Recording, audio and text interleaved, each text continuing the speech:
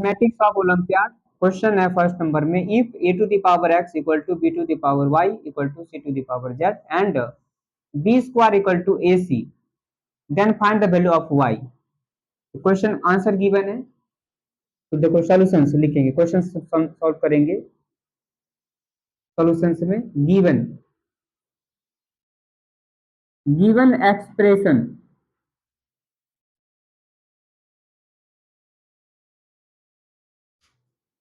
Given expression a to the power x equal to b to the power y equal to c to the power z, ऐसा given है। And this given है, b square equal to ac given है। तो इस प्रकार के question को solve करने के लिए, एक्सप्रेशन को सॉल्व करने के लिए यहाँ पे लेट कर लेंगे, लेट इक्वल टू के कांस्टेंट मान लेंगे इसको, के फॉर कांस्टेंट होता है, कांस्टेंट कांस्टेंट कांस्टेंट हो गया ये, ऐसा लेट कर लेंगे इसको, ये हो गया। फिर इसके इक्विवेलेंट करने से क्या होगा कि इसका रिलेशन जो होगा, अगर एक a to the power x equal to के,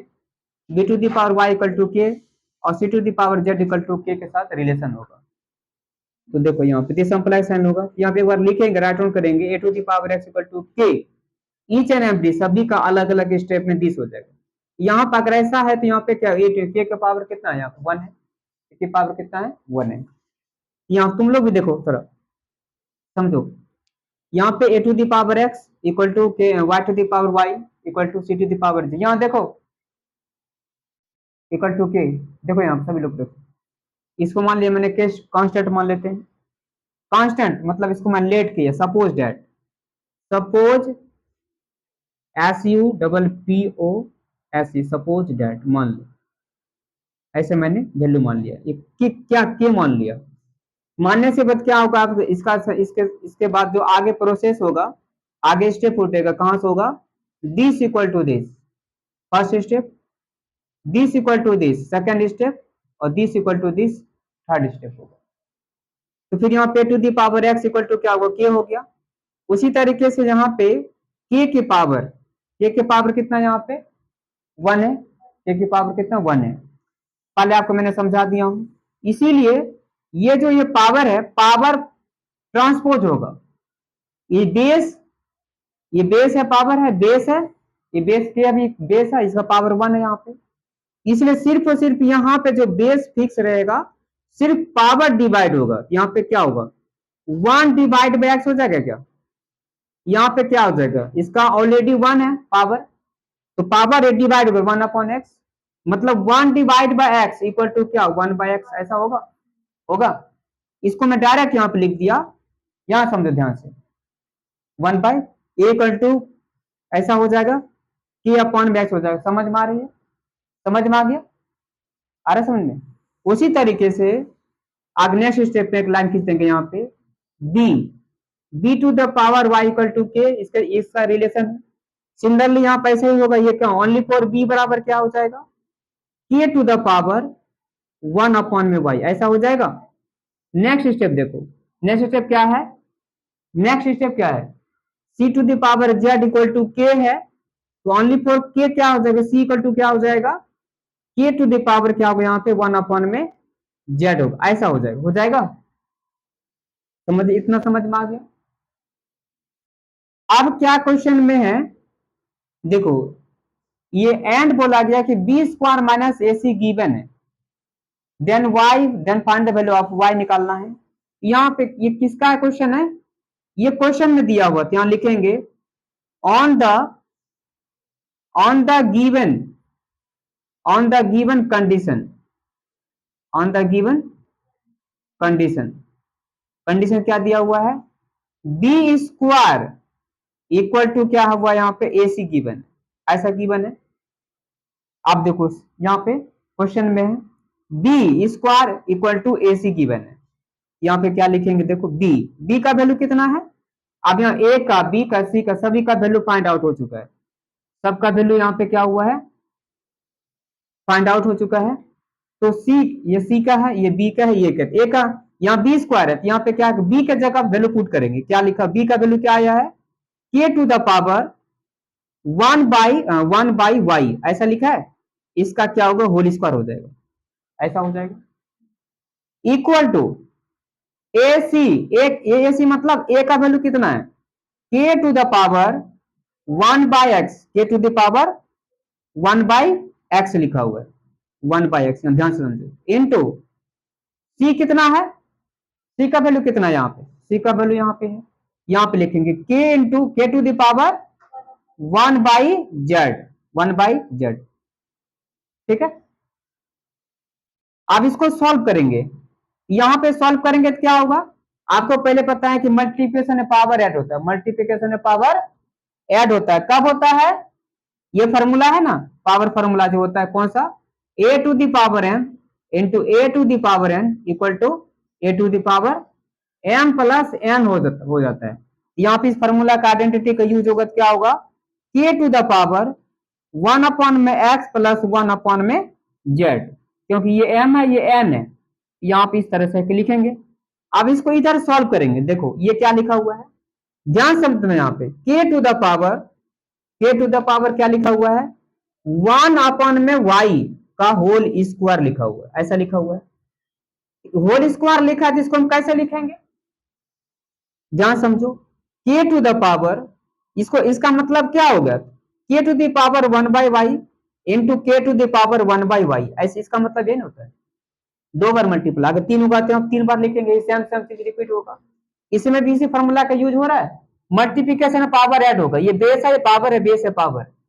मल्टीप्लिकेशन पावर ऐड होगा, इसी फॉर्मूला का यूज होगा यहाँ पे। यहाँ पे क्या हो जाएगा, के टू द पावर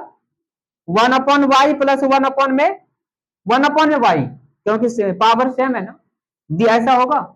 फिर इसको सॉल्व करोगे, के टू द पावर क्या होगा, वाई वाई कैल्शियम क्या होगा, एल्शियम चेक, वाई और वाई कैल्शियम वाई, फिर से डिवाइड करने क्या होगा, 1 + 1 तो बराबर क्या, फाइनल रिजल्ट क्या होगा, फाइनल रिजल्ट क्या होगा, के टू द पावर 2 में वाई, ऐसा होगा, ऐसा होगा, आया समझ में, बिल्कुल समझ में आ रहा है। तो इसको इसी इतना ना करेंगे हम, ये तुमको आपको बेसिक समझाना है, ये कंपटीशन लेवल पे है, ये मैं इस इतना विस्तार से नहीं बताया जाता, बहुत सी चीजों को कॉमन हम इसको फाइनल लिखते हैं, फाइनल तुमको मैं आपको बेसिक समझाया मैंने, ठीक है। तो देखो ध्यान से, अब इसको हम कैसे लिख सकते हैं, डायरेक्ट इसको सीधा हम इसको लिख सकते हैं, के टू द पावर, यहाँ पे कैलकुलेशन करेंगे माइंड में ही, ये 2 में वाई फाइनल हो जाएगा, इसका सॉल्यूशन होगा के टू द पावर के टू द पावर 2 में वाई, ऐसा हो जाएगा, आप कैलकुलेशन कर लेना, ठीक है। फिर ये 20 हो गया, इसको भी सॉल्व करेंगे हम, यहाँ पर सॉल्व करने से पहले एक चीज हम देख लेते हैं कि देखो K to the power this, K to the power this, base same है, बेस सेम हो गया, तो बेस को हम कैंसिल हो जाएगा, बेस बेस क्या होगा, यहाँ पे कंप्लीट हो जाएगा, कैंसिल आउट हो गया। फिर इसको सॉल्व कर लो रफ में, क्या हो जाएगा, एक्स वाई का एलसीएम क्या होगा, एक्स वाई एक्स जेड होगा, ऊपर पे एक्स हो जाएगा, एक जेड होगा, एक्स प्लस जेड अपॉन में एक्स जेड हो जाएगा। दूसरे भाषा हम लिख सकते हैं इसको क्या, 2 में वाई इक्वल टू एलसीएम हो गया एक्स जेड या जेड एक्स, यहाँ पे क्या होगा, मान चलो जेड प्लस में एक्स, ऐसा हो जाएगा, ऐसा होगा। फिर ऐसा होने के बाद क्या करेंगे, यहाँ पे सब लिखा जाएगा, एक बाय क्रॉस मल्टीप्लाई, बिकॉज का साइन लगाएंगे, by cross multiply, by CROSS, यहाँ पे डैश होगा, बाय क्रॉस मल्टीप्लिकेशन या मल्टीप्लाई शब्द के लिखने से भी काम चल जाएगा, ऐसा ऐसा लिखेंगे। ऐसा लिखने के बाद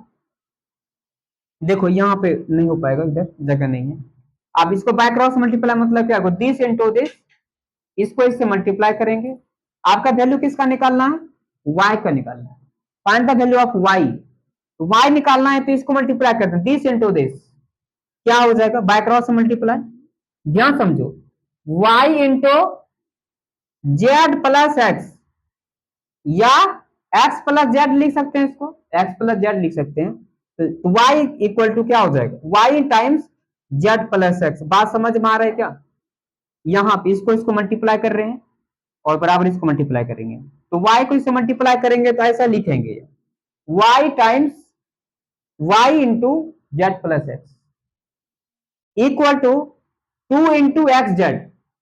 2 इंटू एक्स जेड क्या होगा, यहाँ पे 2 इंटू एक्स जेड, या क्या लिख सकते हो, एक्स जेड लिख दो, 2 इंटू एक्स जेड या जेड एक्स लिख सकते हो, इतना समझ में। फिर ओनली फॉर वाई क्वेश्चन बोला गया है कि वाई का वैल्यू फाइंड करना, तो वाई क्या हो जाएगा,